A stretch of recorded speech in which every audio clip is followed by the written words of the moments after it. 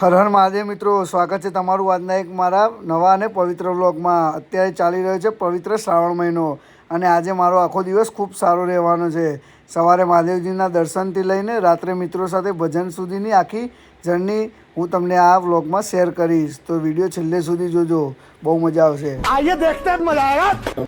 તો કેમ છો મિત્રો, શ્રાવણ મહિનામાં સવારે વહેલા ઉઠવાની મજા જ કંઈ અલગ છે. તો તમે જુઓ કે હું નાહી ધોઈને નીકળી ગયો છું અમારા ગામના મહાદેવજીના મંદિરે દર્શન કરવા માટે. જો કે મિત્રો હું એ તો દર્શન કરી લીધા, ચાલો તમને પણ દર્શન કરાવી લેવું. પણ મિત્રો શ્રાવણ મહિનામાં મહાદેવજીના મંદિરનું વાતાવરણ કંઈ અલગ જ હોય છે, મન એકદમ શાંત થઈ જાય એવું.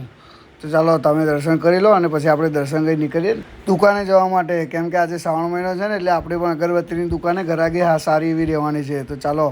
તો ત્યાં દુકાનથી આવી ગયા ઘરે, એટલે વરસાદ ચાલુ થયો, આપણે બધા દીધા પાત્રા ઘરે. તો ભાઈ બહુ મસ્ત હતો, ટેસ્ટ સારો એવો છે.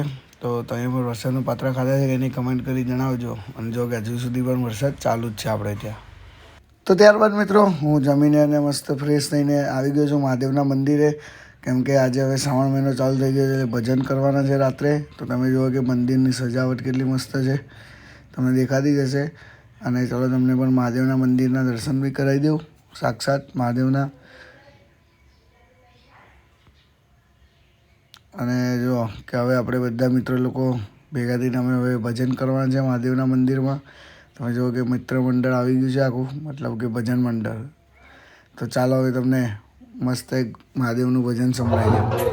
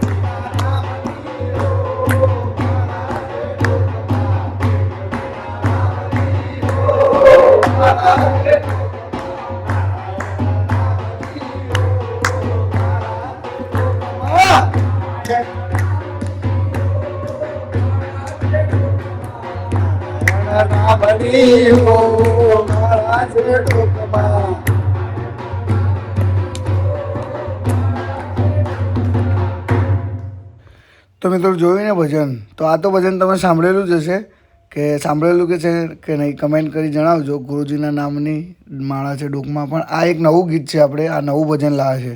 તો આ ભજન ધ્યાનથી સાંભળજો ને સાંભળેલું કે છે કે નહીં કમેન્ટ કરી જણાવજો.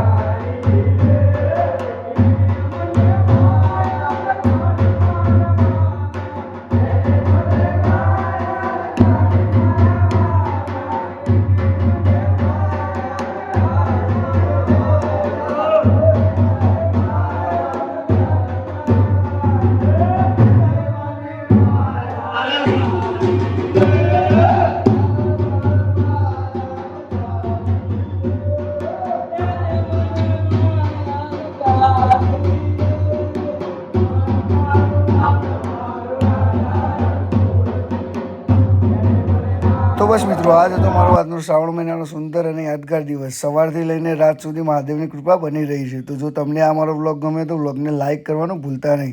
અને તમે શ્રાવણ મહિનાના મંદિરે દર્શન કરવા જાઓ છો કે નહીં, અને તમારે ત્યાં રાત્રે ભજન થાય છે કે નહીં, તે કમેન્ટ કરી ચોક્કસ જણાવજો. અને હર હર મહાદેવ લખવાનું ભૂલતા નહીં. તો ચેનલ પર નવા હોય તો સબસ્ક્રાઈબ કરી જજો. ચાલો મળીએ એક બીજા વ્લોગમાં. ત્યાર સુધી બધાને હર હર મહાદેવ.